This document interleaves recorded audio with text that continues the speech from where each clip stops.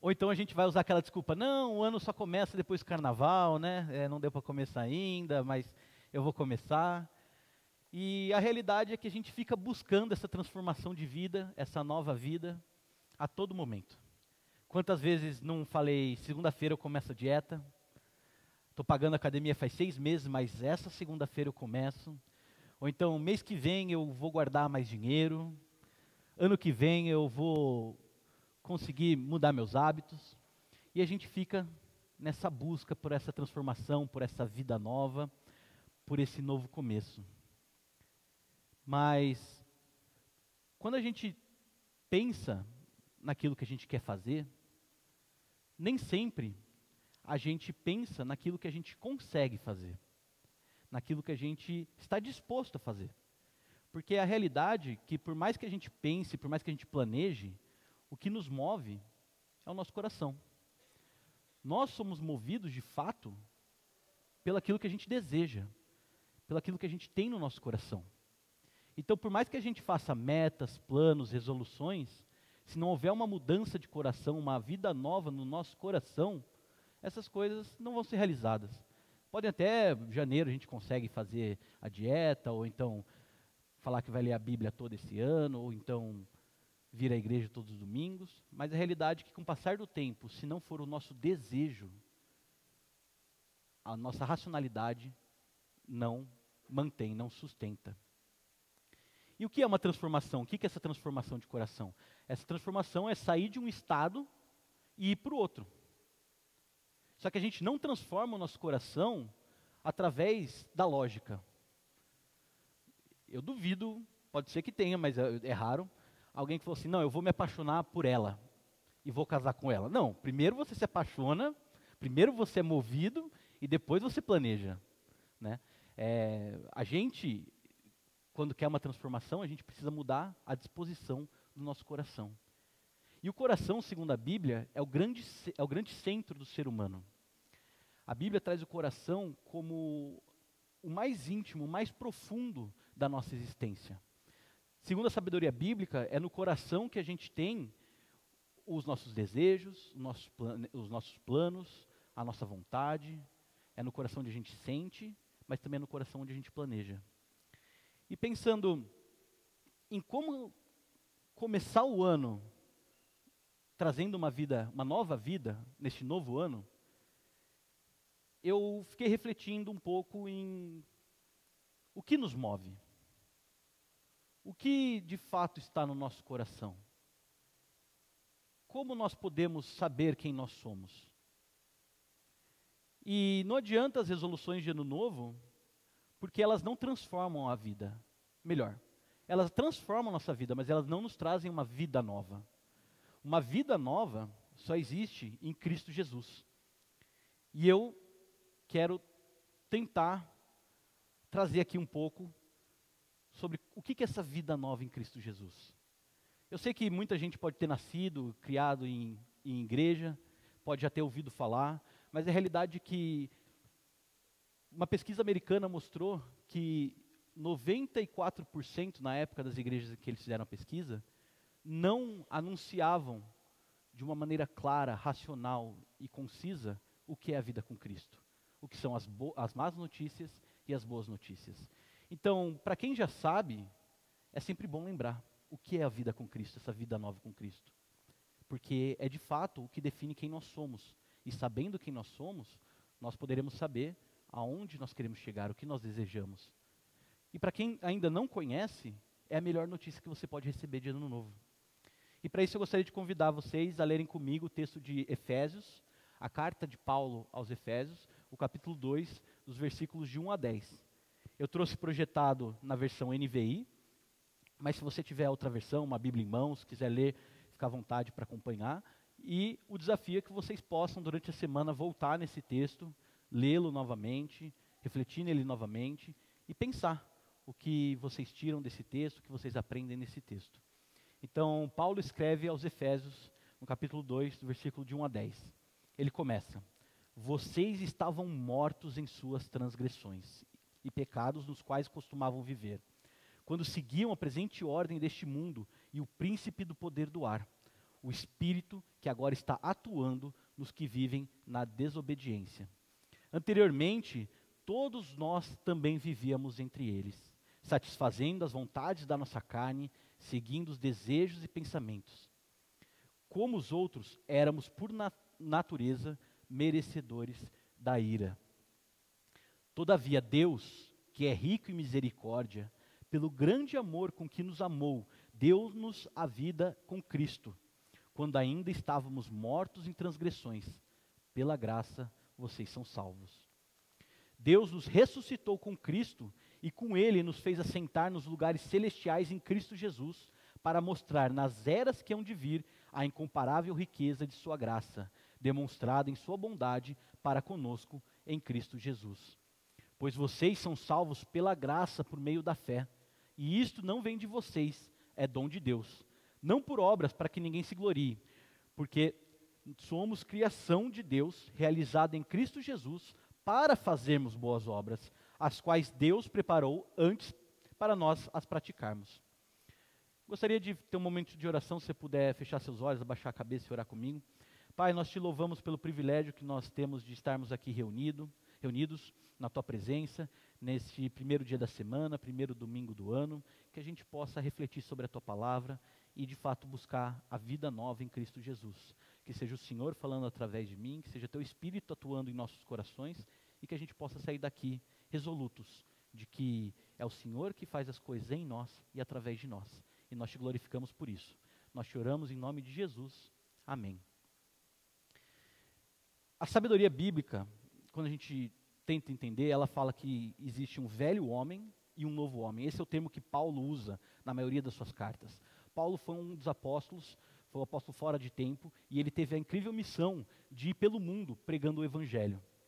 E Paulo foi plantando igrejas, e por onde passava, ele deixava líderes preparados para conduzir a igreja, mas de tempos em tempos ele enviava cartas a esses líderes para trazer um alinhamento, para trazer uma palavra, uma instrução.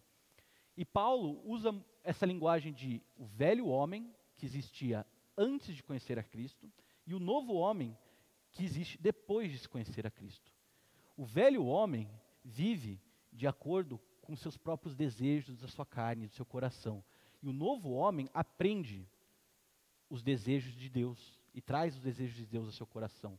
Tanto que em 2 Coríntios, capítulo 5, versículos 17 e 18, Paulo diz: portanto, se alguém está em Cristo, é nova criação. As coisas antigas já passaram, eis que surgiram coisas novas. Tudo isso provém de Deus, que nos reconciliou consigo mesmo por meio de Cristo. Então existe esse contraste, as coisas antigas, a vida velha, as coisas novas em Cristo, a vida nova em Cristo. E esse texto de Efésios, que a gente acabou de ler, Paulo está tentando explicar um pouco melhor o que ele diz tão brevemente no texto que eu li em Coríntios. E pensando sobre isso, eu gostaria de trazer alguns pontos para a gente refletir junto sobre uma nova vida com Cristo, que tem num ano novo uma nova vida. O primeiro ponto é a verdade sobre a vida velha. Repare que Paulo começa a carta de um jeito até pesado. Vocês estavam mortos. Vocês costumavam viver segundo a presente ordem deste mundo. E existe um príncipe do ar que atua naqueles que estão em desobediência. Paulo começa mostrando o contraste que existe entre a vida velha, para depois mostrar o contraste a partir da vida nova. Paulo fala que vocês estavam mortos, e depois ele fala que todos nós também estávamos mortos, porque todos nós vivíamos entre eles, satisfazendo as vontades da carne. A vida velha, a vida segundo o nosso próprio coração, por mais bonita e por mais prazerosa que aparente ser, na verdade, vai nos levar à desgraça, vai nos levar à morte. Por que isso? Porque o homem vive num estado de rebeldia, de desobediência a Deus. O homem e a humanidade em geral escolheu viver segundo a sua própria regra, segundo o seu próprio valor. E esses próprios valores nos nossos corações acabam fazendo com que a gente pratique o mal contra o outro, contra nós mesmos, contra a natureza. E é isso que Paulo está chamando de morte. Paulo está chamando de morte todo e qualquer relacionamento que a gente tem com Deus, com o outro e com nós mesmos. E todos nós, por causa desse estado de rebelião, estávamos mortos. Todos nós, quando vivemos segundo essa vida velha, segundo essa antiga natureza, estamos fadados, estamos caminhando à morte. A boa notícia é que não acaba aí. Mas vamos pensar um pouco sobre essa questão da vida velha. Viver em transgressões é aquilo, transgressão é desviar do caminho, é sair da rota, é se perder no caminho. E pecado, apesar de a gente entender que pecado, deixar comida no prato é pecado, falar palavrão é pecado, pecado não são ações, pecado é um estado. É esse estado de rebelião contra Deus, no qual todos nós estamos. Paulo está falando que, longe de Deus, nós estamos fadados a viver para morrer.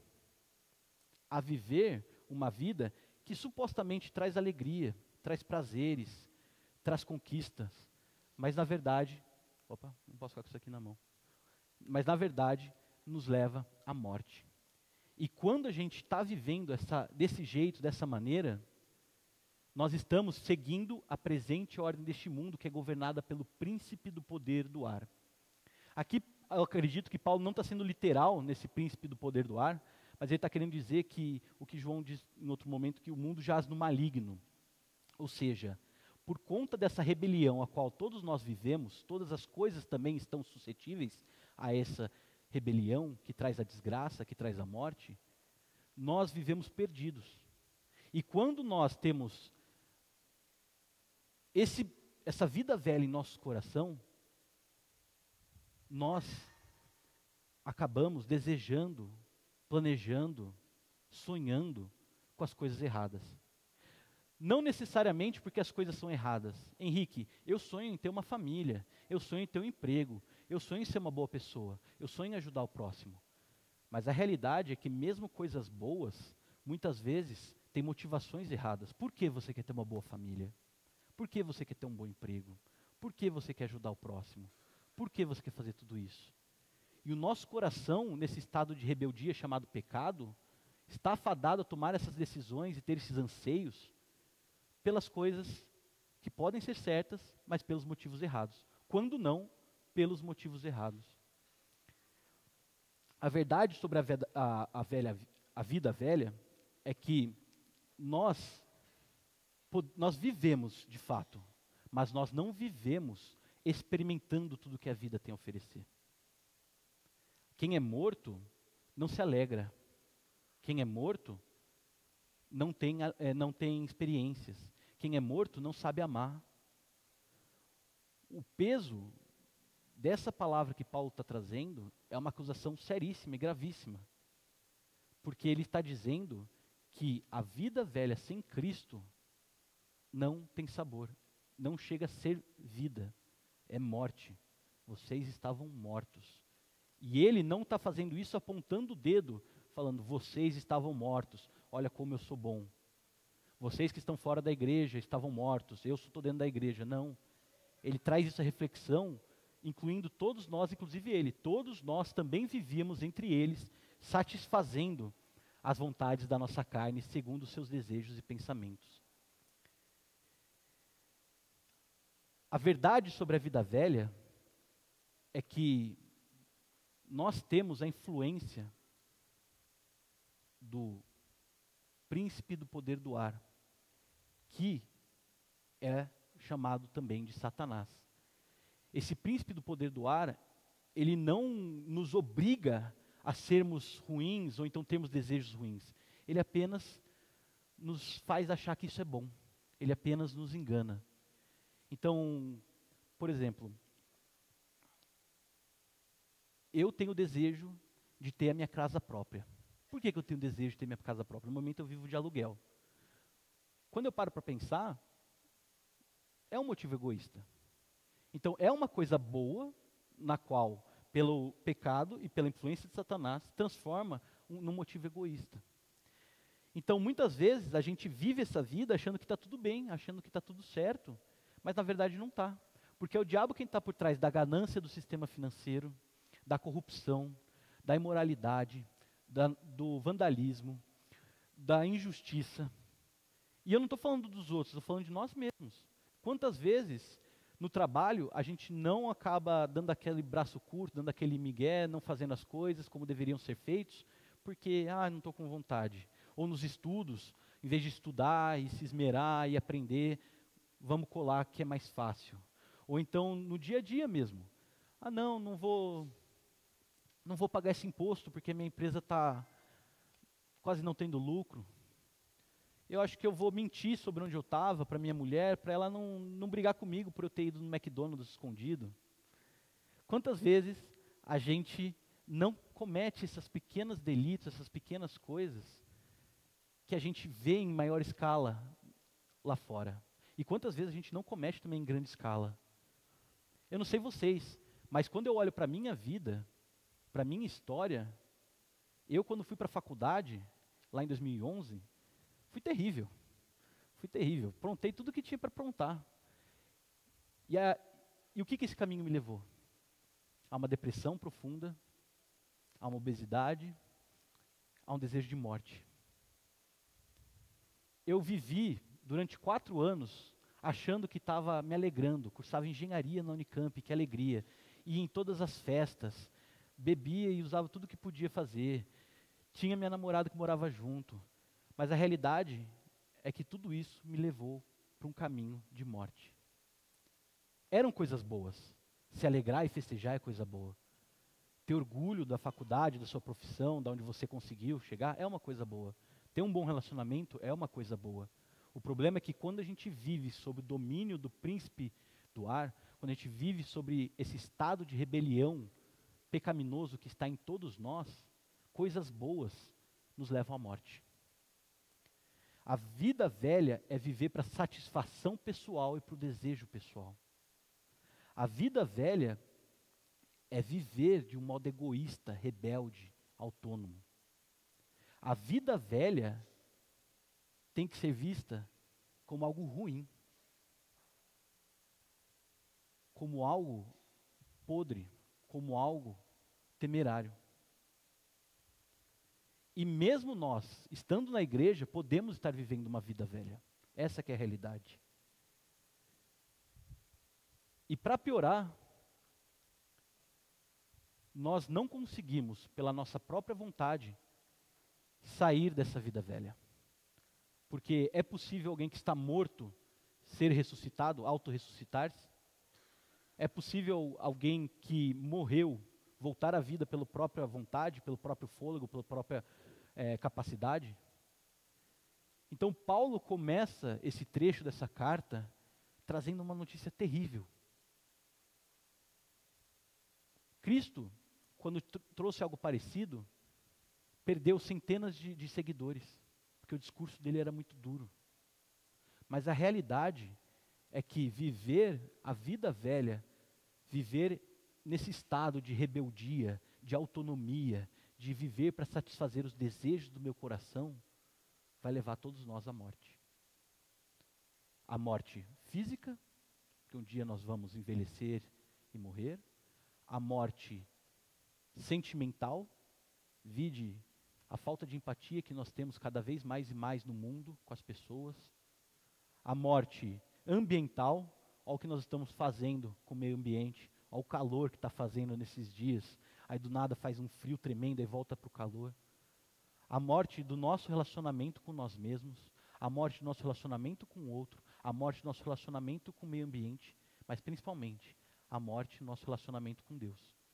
Porque viver em desobediência, viver satisfazendo as vontades da nossa carne, seguindo os desejos e pensamentos do nosso coração, nos leva a um distanciamento de Deus. E Paulo está falando que todos nós vivemos assim.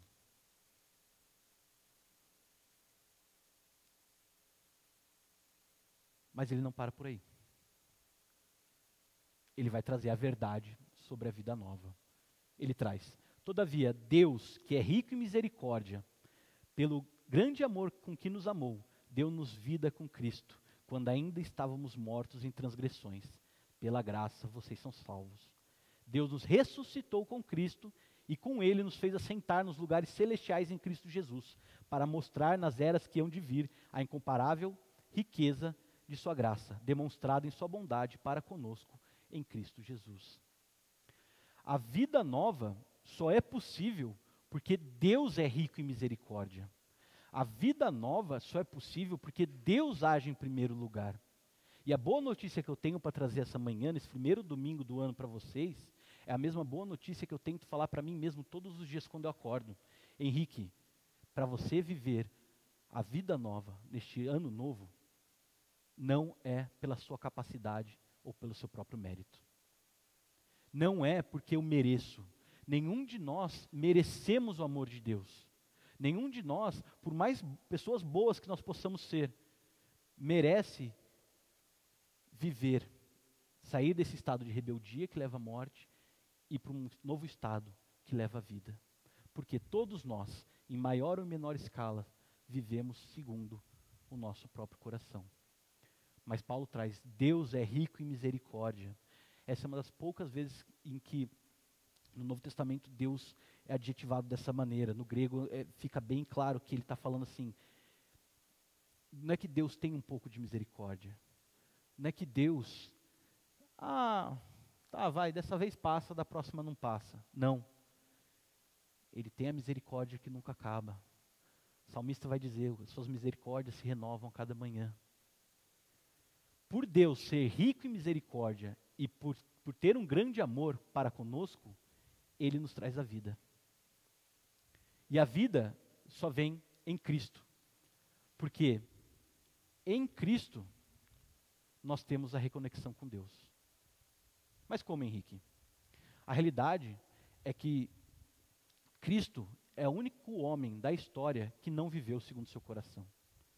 Cristo não viveu para satisfazer os desejos da sua própria carne. Cristo nunca transgrediu, nunca foi desobediente. E mesmo assim ele morreu. Ele não morreu porque ele mereceria essa morte, mas ele morre para nos comunicar a sua justiça. Cristo, quando escolhe morrer, mesmo não merecendo a morte, ele escolhe morrer não por ele, mas por todos nós. Ele escolhe morrer não porque ele merece a morte, não porque ele está distante de Deus, não porque ele está fadado a morrer, mas porque ele toma essa decisão. Cristo voluntariamente morre para comunicar a sua justiça a todos nós. E o que é essa justiça? É a paz com Deus. Todos nós mereceríamos a morte, segundo todo o raciocínio que a gente teve anteriormente. Só que em vez da gente morrer e ficar eternamente distante de Deus, Cristo morre em nosso lugar, pagando o preço da nossa rebeldia e nos oferecendo a oportunidade de vivermos com Deus, vivermos essa vida nova. Então, em Cristo Jesus, nós temos a possibilidade de viver a vida nova. A realidade é que não é porque a gente vem para a igreja, não é porque a gente vem caminhando, tendo uma caminhada de fé, uma caminhada de leitura e de oração, que a gente vive essa vida nova. Entendam uma coisa, quando Cristo morre em nosso lugar e nos comunica a sua justiça, isso nos tira da morte e nos ressuscita para a vida. Mas um vivo pode viver como um morto. Pode ter as vontades de um morto, pode viver satisfazendo a sua própria malícia, sua própria autonomia, seu próprio egoísmo. Quando Cristo morre por nós, Ele nos convida, Ele nos dá a possibilidade da gente deixar de viver essa vida velha para viver uma vida nova. Mas Ele nos convida a tomarmos essa decisão. A grande diferença entre uma pessoa que tem Cristo e vive a vida nova, e uma pessoa que tem Cristo, mas não vive a vida nova, não é que uma necessariamente vai para o céu e outra necessariamente vai para o inferno. Não é que uma necessariamente vai passar a eternidade com Deus e a outra necessariamente vai passar a eternidade longe de Deus. É o que nós experimentamos e vivemos nessa vida nova. Então a melhor coisa que a gente pode fazer do nosso ano de 2024 é ter a resolução de viver essa vida que nós já temos. de viver toda essa oportunidade que Cristo já nos dá, morrendo por nós. Porque nós não apenas recebemos vida, nós recebemos vida em abundância. Reparem que Paulo fala que Deus nos ressuscitou com Cristo e com Ele nos fez assentar nos lugares celestiais em Cristo Jesus. O que são esses lugares celestiais em Cristo Jesus? Paulo já tratou anteriormente em Efésios. Ele diz que é, na verdade, onde Cristo governa todas as coisas. Ou seja, Cristo não apenas nos dá vida em abundância, porque Cristo nos dá a oportunidade da gente experimentar todas as coisas como Ele experimenta, como Ele vive. E a vida nova que Ele deseja que a gente viva é essa. Então, quando nós pensamos no nosso 2024, quando nós pensarmos no nosso 2024, que a gente não planeje a nossa vida, o nosso ano, os nossos meses, as nossas semanas, os nossos dias, de acordo com a nossa própria vontade, de acordo com a nossa própria intenção. Mas que a gente pergunte, Deus, qual que é a sua vontade para comigo? Qual que é a sua intenção de me colocar naquele emprego? Qual que é a sua intenção de eu estar namorando essa menina? Ou então, de eu querer ter um filho? Ou então, de eu comprar essa casa nova? Porque quando a gente fizer esse raciocínio, a gente vai estar ensinando o nosso coração a procurar a verdadeira narrativa, a verdadeira vida, que leva à vida em abundância e não à morte. Mas a verdadeira vida nova, essa vida que a gente busca, não é alcançada pelos nossos méritos. Então, por mais que você planeje, por mais que você esteja disposto a gastar horas e horas fazendo coisas boas, não são essas coisas boas que vão te levar para essa nova vida. Essa nova vida vem pela graça, por meio da fé. É dom de Deus. Nós somos criação de Deus. O que isso quer dizer, ser criação de Deus? Quer dizer que nós temos um Criador que sabe o nosso propósito, que sabe o que é bom para nós, que sabe o do porquê da nossa existência. E nos dá essa vida nova com um propósito. Não é simplesmente, beleza, eu vou viver essa vida nova, e agora eu vou ter uma vida boa, eu vou experimentar a vida com Deus, então eu vou poder saborear o que é amar de verdade, eu vou poder saborear o que é ter amizades verdadeiras, eu vou poder saborear, entender qual que é o meu propósito aqui no mundo. Não, Deus não nos leva da morte para a vida para nós simplesmente ficarmos lá, vivendo, saboreando, desfrutando. Ele tem um propósito. Deus preparou obras para nós praticarmos, boas obras para nós praticarmos. A verdadeira vida com Deus é uma vida que não é autocentrada, mas é outro-centrada. Deus nos convida, agora que nós temos a nossa própria vida, nós não estamos mais fadados à morte, a viver os planos que Ele tem para nós. E os planos que Deus tem para nós é que a gente comunique essa vida nova, que a gente exale esse novo aroma, que a gente mostre às pessoas através das nossas palavras, das nossas ações, das coisas que a gente pensa, deseja, planeja, que existe um outro caminho. Deus deseja que nós sejamos os seus emissários, que nós sejamos os seus embaixadores.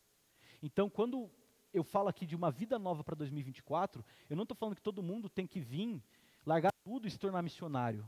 Não falo que todo mundo tem que gastar horas e horas e horas e horas e horas em leitura e em oração. Isso são coisas boas. Mas a vida nova é uma vida. E Deus te fez como te fez com um propósito. Se Deus te fez um engenheiro, Ele te fez com o propósito de você ser engenheiro, mas de você ser um engenheiro que glorifica Ele na sua profissão. Se Deus te fez ser um pastor, Deus fez com o propósito de glorificar Ele. Se Deus te fez uma cozinheira, Deus te fez com o propósito de glorificar Ele através da cozinha.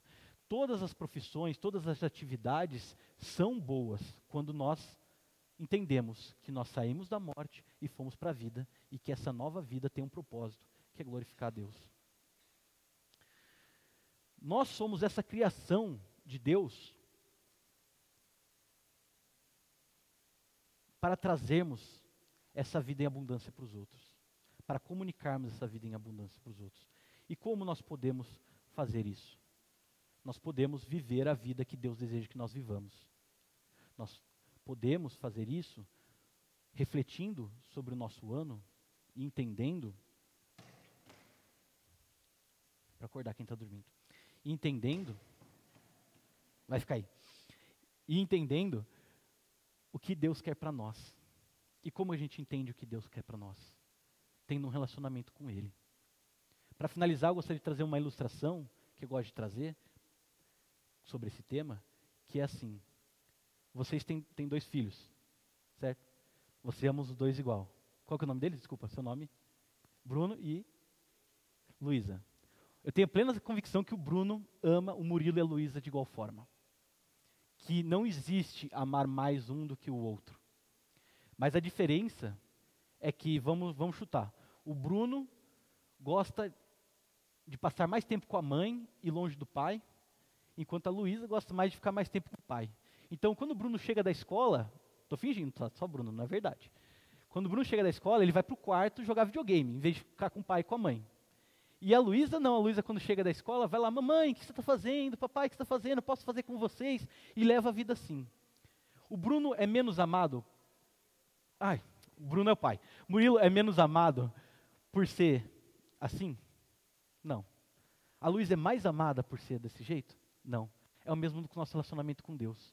Quando nós passamos da vida para a morte, se nós escolhemos viver essa vida nova, nós vamos experimentar mais de Deus. Nós vamos entender mais o que Deus quer de nós e que Deus quer fazer por nós. Isso não nos vai fazer mais amados. Se você levou um ano de 2023 no qual você não priorizou Deus, no qual você seguiu seus desejos, você pode ter cometido um monte de delitos, você pode ter errado consigo mesmo ou com os outros, você pode ter machucado pessoas. Isso já passou.